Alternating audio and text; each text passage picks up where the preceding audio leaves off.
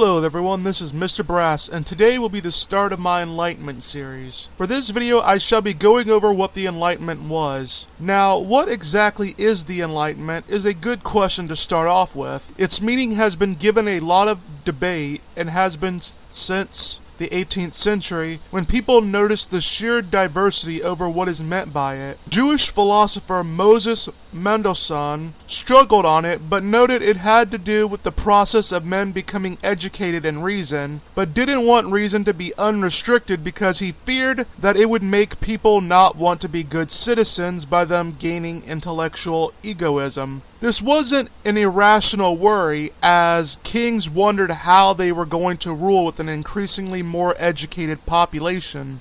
Immanuel Kant thought the same of what to do once man can think unlimitedly, and ultimately agreed with Moses that it was a process and that they weren't living in the Enlightenment age, but rather they were getting there. This was different than others who seen the era as the pinnacle of social and political arrangements. The Enlightenment, as historian Duranda Outram says, is better described as a series of problems and debates, of flashpoints characteristics of the 18th century, or of pockets where projects of the intellectual expansion impacted upon and changed the nature of developments in society and government on a worldwide basis. It used to be seen that the Enlightenment only happened in Europe, but H.F. May's The Enlightenment in America publication, amongst others, brought doubt to that, and historians became interested in the social aspect of the Enlightenment and how ideas were used socially. The majority of books written in the Enlightenment hadn't been produced by great minds, but obscure pro-writers who wrote on cultural products to earn a living. Travel books, children books, and novels of romance became very popular at this time. It was these people who were much more bolder and direct in their writings against the elites than guys like Denis Diderot and Voltaire, whom were paid off by the monarchs of their days for their works. Unlike before, where the Enlightenment was seen as good with critical thinking and the French Revolution as bad with the outbursts of violence, but rather both blend to show how they both contribute to the making of the modern world. It was wondered after the Holocaust how man could fall so hard from grace of the Enlightenment, with some saying because man had become more in control of nature, they used it to rule over other people, as they no longer, as they once did, seen the natural world as a location of wonders man couldn't explain. By some it could be seen as totalitarian, as because human beings can't agree on what is rational, and they denied validity of tradition and religion, and so they could only use force to achieve their goals. Man seemed to not think ahead, and doing so they didn't develop a system to resist things like the Holocaust, and that could have been at the heart of many of its ideas, such as what some call the administered life, where a rational organization of men looking to use nature to further their objective through an administered style of treating humans as machines and endowed with technology, knowledge into a commodity, which made knowledge and ethics disconnected, and thus knowledge was made just a means to an end. However, this doesn't mean the Enlightenment was inherently bad, as potentials of the Enlightenment made other ideals worth pursuing and led to a public realm for discussion of opinions, which meant the public could go against the more traditional forces. We now know more about the Enlightenments of indigenous people and how the Enlightenment was experienced by people. Well, that is all for today. This is Mr. Brass saying goodbye and get wise.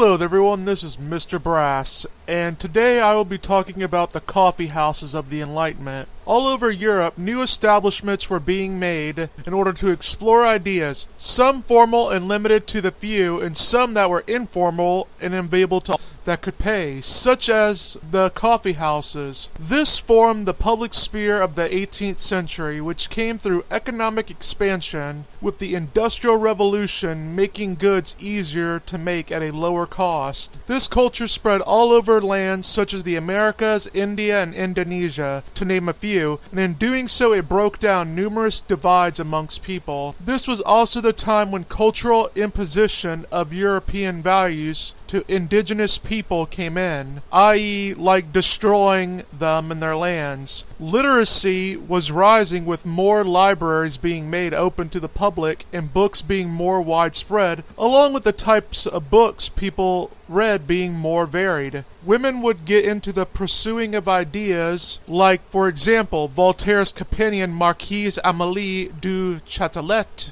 But despite being enlightened, sexism was still pretty common. Jean Rousseau would make clear in his works that women were predisposed to being more emotional than rational, and thus only good as a helper of men, and ultimately women would still be seen as lower than men on that front, and their books could only worsen the respectability of the elites. They were as dedicated to the degrading of women and peasants as they were building a better society for human beings. Messianic lodges would flourish during this time, and social distinctions would be cast aside to discuss ideas drenched in mysticism and sought moral regeneration of society and individuals without reference to religion. They would often be misinterpreted, though, as a challenge to the political status quo, and thus would not be met favorably. Outside of the paid institutions, one may ask about how royal populations that made up a majority of Europe contribute to the Enlightenment. The expansion of postal services made it so that even the minimally literate people could still communicate ideas with each other, and Enlightenment social reformers worked hard to break down the peasants' resistance to the Enlightenment. But in the opposite direction, you could have some lower culture people writing romantic novels that the upper culture liked, which helped influence ideas. It's very complicated and difficult to assess who influenced whom. Well, that is all for today. This is Mr. Brass saying goodbye and get wise.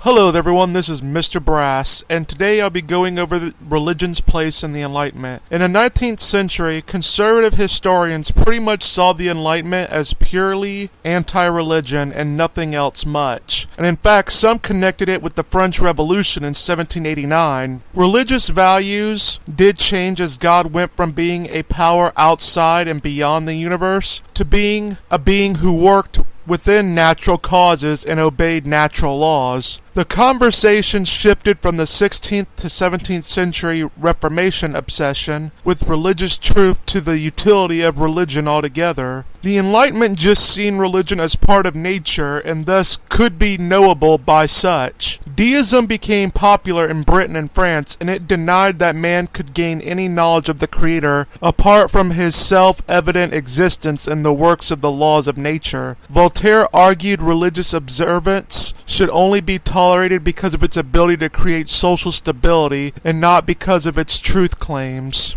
Deism provided a sort of mediation of science and religion that didn't previously really exist. Now, it would be a mistake to simplify the Enlightenment as anti-religious based off of just a small group of anti-religious writers whom are nearly always confined to the French Enlightenment. The Enlightenment dealt with organized religion in many ways, i.e. some with Voltaire's hostility and others by bolstering orthodox belief by conforming it to science. Religious tolerance became more discussed, and this came out of the military and political conflicts of the Reformation with Protestants versus the Catholic Church. The Enlightenment had to come to grips with the history of religious intolerance after just being so tired of the fighting. Voltaire himself would gain many of his ideas regarding God by reading Isaac Newton's mathematical principles of natural philosophy, and he popularized his physics. He interpreted Newton as showing God's place at a distance between himself and creation, and thus out of their moral lives. Newton's work gave much influence to deist work and their skepticism of miracles. Despite all of this, though, most people of the 18th century still believed God was the good creator of the universe. During the Enlightenment, natural philosophy was separating apart from theological ends, and this has to do with Isaac Newton to a degree, whose work, as mentioned previously, made it appear that physical laws of motion can be described by consistent mathematical systems. Newton, though, was more complex, as he denied mathematics could describe how things were kept into being,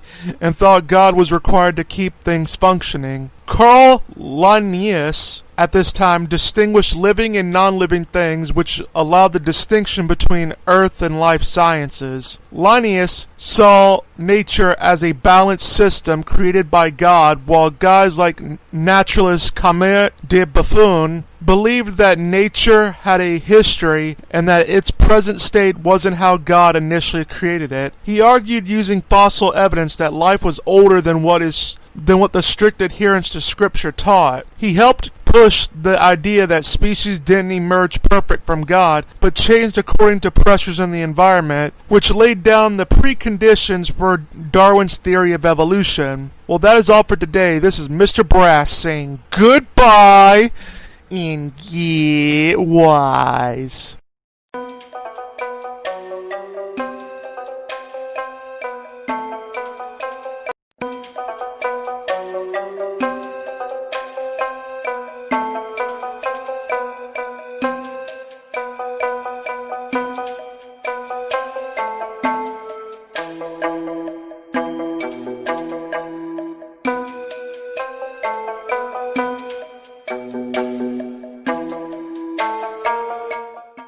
Hello there everyone, this is Mr. Brass, and today I'll be talking about science and the Enlightenment. Unlike now where science receives public funding and helps us have technological control of the environment, the 18th century was much different in that regard. Science's intellectual and institutional levels were in question and had a rather tenuous relationship with the government. Science had to grapple with how to come together on important issues regarding how we look at the natural world. Science had become the ethical norm of the Enlightenment. It also must be noted that the word science and scientists didn't come about until the 1830s in England, and it meant knowledge and wasn't necessarily tied to nature in specific. The study of what we now call science comes from natural philosophy, which said we can look at nature and the world as created by intelligence, and thus it could be understood intellectually. It was linked with theology, as many of the people who did it were clergy members. This was true still during the Enlightenment, and the Enlightenment seen the laws of nature as obeying God's commands. The Enlightenment didn't entirely endorse scientific inquiry as the best form of knowledge, and it faced many doubts about its truth value and its particular utility. This happened because it shifted from describing divine order to inquiring about causal relations. Hume had argued that we only connect things causally because of our previous experiences of similar events, and there were great arguments over the concepts of observation and experimentation. Inquiry did happen to a greater extent than before, but it didn't take the dominant status that it has in our time. Speculative writings about nature were very much the norm. The Enlightenment viewed society and history as morality. They believed through looking at history from the perfections of their day, they could come to the conclusion that history is the story of progression of humanity. People like Diderot seen natives to a degree as better because they were simple and not complicated machines like Europeans. They praised the Tatian people as living in a utopia, and utopian thinking really did dominate the Enlightenment. But where did this notion of utopian thoughts come from? Well, Christianity to a large extent, because it had long had a tradition of making islands being described as utopians by their adherence to certain values that Europeans seen as good. Enlightenment thinkers, though, did seem to not ask how could Europe become perfected without radical upheavals that those islands needed to be it. While many Enlightenment thinkers did condemn slavery as unjust, they tended to just prescribe it immorality without practicing to get rid of it. As Abney Royal, a French writer of the day, exemplified, it was more a moderate attitude regarding it. It was to many of them a necessary evil, and was said that while we could make efforts to better a slave's life, outright freeing them would be foolish because they wouldn't be able to take care of themselves or exercise their liberties without endangering everyone. The Enlightenment's notion of human rights come from the mere fact of being human posed a big point of debate, and many Enlightenment thinkers never really wanted to follow through on it, as they noticed if this notion was taken to its logical extent, women, slaves, poor, illiterate, etc. would claim a share of its rights, when that was an idea too far for many of them. Because they believed all humans had rights based on the fact of being human, they felt it was necessary to ask who was and who wasn't human, which is where physical characteristics such as race come in. Men like Swedish naturalist Carl Linnaeus argued that man could be divided into 4 groups, aka white Europeans, red Americans, black Africans, and brown Asians. Judeo-Christian theology complicated the racial thinking of the Enlightenment. The idea that humans were united and physical differences were due to contingent factors, such as climate, was ultimately supported more on Christian theology back then, as it was accepted by many Christians that all men were descended from Adam and Eve. It was those who rejected biblical authority on that and took the view that different races of men were fundamentally different and sprung into times, in places who were more racist in nature, you could say. Enlightenment arguments on slavery, you can say, neither provided justification or against slavery. Many, like John Rousseau, realized that the Enlightenment depended on slavery, as the circulation of Enlightenment ideas relied upon colonial trade, which in turn relied upon slavery to do it. It was a noted contradiction in thoughts. Their notion that history was this move to perfection easily was used to justify colonialism because it was seen as helping primitives become more progressed. The problem of the Enlightenment was how they dealt with differences. Instead of seeing cultures on their own terms with their own cultural dynamics, they merely used them to promote their own politics, and eventually, as time grew on, the problems of Europe became to the point where it seemed absurd to make such appeals to the others. The later rise of nationalism makes sense in the context of its failure with understanding cultures. To get onto genders, the idea of gender, you can say, was inconsistent. It was one of the first attempts to define differences in the sexes. There were great strides to define femininity, and did so to establish differences between them, along with showcasing importance for women's role as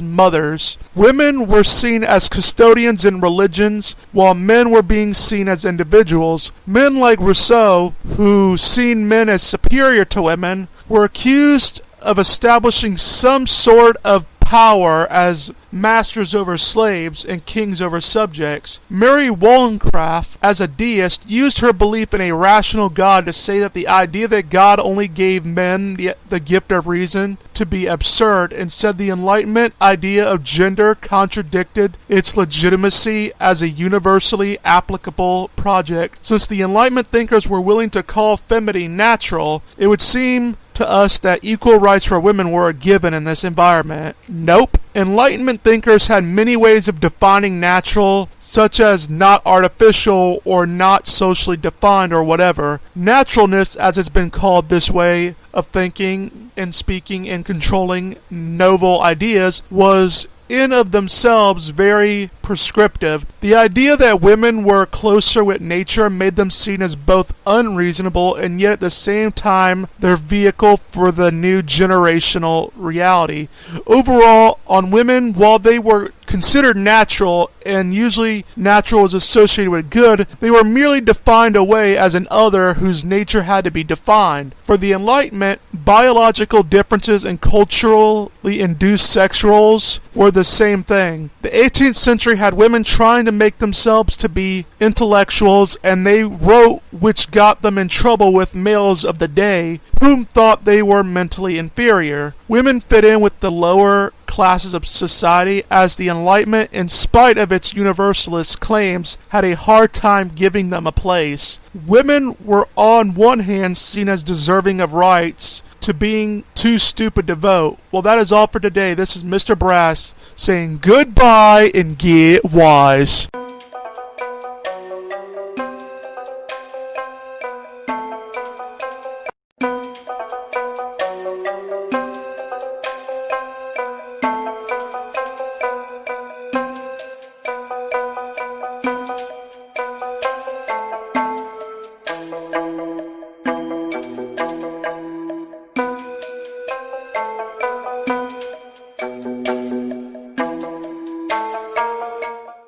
Hello everyone, this is Mr. Brass, and today I will be going over the Enlightenment and the government. This will be going over how the Enlightenment ideas shaped the governments of Europe at the time. This is harder than it seems because we have to take into account rulers generally try to make their land stable, and thus success could go more to the rulers than the ideas. Enlightenment absolutism and despotism were labels to show the relation between the Enlightenment and the government, and the Enlightenment which came under fire. The absolutionism was the idea that monarchy had reached its ultimate form in the Enlightenment by imposing confessional unity into the subjects, while despotism was considered how Enlightenment thinkers made kings have full control without restrictions. Absolutism never caught on, and despotism didn't fit with the fact that kings were restricted by several factors then. By the 1960s, the Enlightenment was seen not as this uniform phenomenon dominated by a few key thinkers, but rather just a region-by-region thing, and thus its ways of interacting with the government is different. When going over disputes, some have argued during the Enlightenment Catholics and Protestants were fighting over cameralism politics. The publication and translation of Franco Venetre's work shows that Enlightenment ideas did influence government. Marxists generally viewed the Enlightenment as an ideological superstructure that had to deal with the irreconcilable contradictions of values, but this idea undermines the philosophical greatness of the Enlightenment. In France, there was much dispute over how powerful to make the monarchy, but ultimately power was so still in the aristocracy. It wasn't hit as hard with the Enlightenment, and mainly played a sort of team role in the court factions. It didn't really unite France, and this is especially the case when you get into the 1770s when the king and his ministers battled for reform. Germany is a different story, as it had more of cameralism in its government as a way of justifying the monarchy against other things. Cameralism focused on states' wealth and means of maintaining and gaining from it, while also focusing on social welfare and regulation. Cameralism was taught and maintained at the university level, and it wasn't uncommon for university teachers to have positions in government, and vice versa, which allowed for common ideas of government to spread. Cameralism generally played more of a unity role in the government than the monarchy did. It wasn't anti-religious, but did more on the monarchs for decisions and actions than religious symbolism would allow, but it did go by natural law as much as Christian dogma when dealing with subjects. This system justified its action on the Enlightenment theme of rationality. On the bright side, it gave governments more choices in policy and allowed humanitarianism to flourish. On the bad side, the Enlightenment ideas made it harder for educated elites to complain of the government's exploitation of resources and lands of the aristocracy and church were also along for. Religious reforms of pietism were put in to be in the interest of the monarchs and help improve relations. Many wanted the church to reform to its early roots and to diminish some of the power the Catholic Church had over certain areas of society. Economically strenuous activities that the church did was halted and loyalties were being focused more to the monarchs. They embraced toleration. As the 18th century rolled on and the economy expanded, industry and free trade became more prominent in the economy. Adam Smith's economic theories in the late 1700s were very popular, and they put forward that agriculture and industry didn't necessarily increase wealth, but rather it was how human activity as applied to labor did. People's self-interest would better supply labor in areas of production. The Enlightenment, with its universalistic ideas and rationality, did make monarchs' rules more questioned by others and by the monarchs themselves. Still, though, Enlightenment policy was still under the rule of the monarch and could be overturned at a whim by rulers. Divine rulership faded in and out at times, with King Louis XVI maintaining it, but it was becoming harder to maintain in a secularizing world that questioned government. John Locke's 2 treatises of government spelled out how that government wasn't legitimized by divine right, but by social contract between the government and its subject, which meant that people had rights that governments couldn't give but had to perfect. Secularizing was going on as Frederick VIII was called himself the first servant of the state, and religious symbolism was seeing it as having its place. The Enlightenment ideas made the differences and needs between state and monarchs be known. Well, that is all for today. This is Mr. Brass saying goodbye and get wise.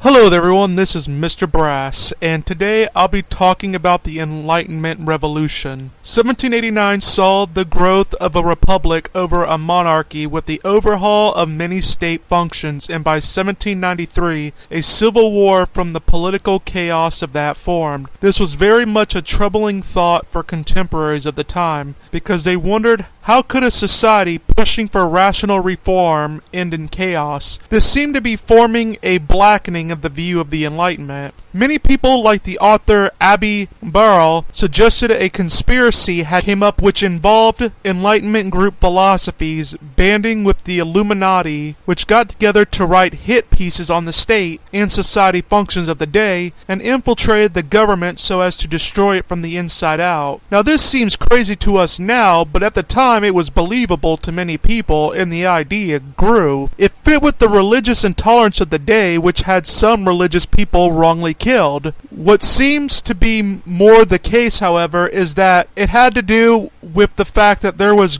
a growing centralized power in the state, and the philosophies whom were all inexperienced in politics got thrusted in it and couldn't answer the terror the state was getting. They made it an environment where debate could not be had, and thus terror assumed. How much the Enlightenment actually played in it is in question, as the revolutionaries didn't actually have a united body of work and really only alluded to guys like Voltaire, but it's sure that guys like Voltaire would have been against their plans. It would also be false to say the Enlightenment ended with the revolution, but that they were in hand with each other in regards to time. Puritanical's doctrines of human depravity conflicted with the Enlightenment's ideas of progress and man's great rationality. Americans whom revolted against the British believed in the social contract by John Locke, but ran into problems when trying to apply it to themselves. The contract assumes all of society's members are equal, but this is hard to square when you have slave labor and are labeling people as others. The French, like themselves, faced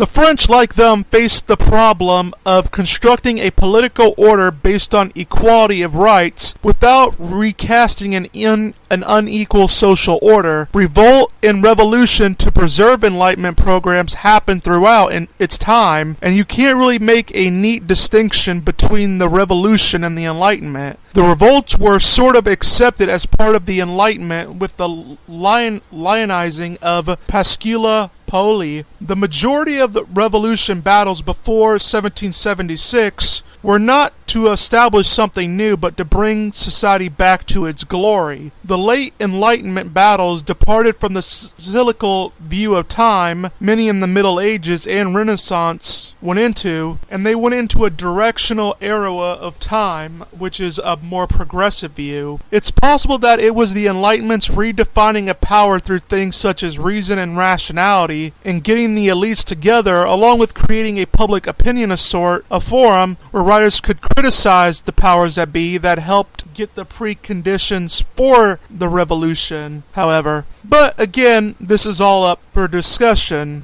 And that is all for today. This is Mr. Brass saying goodbye and get wise.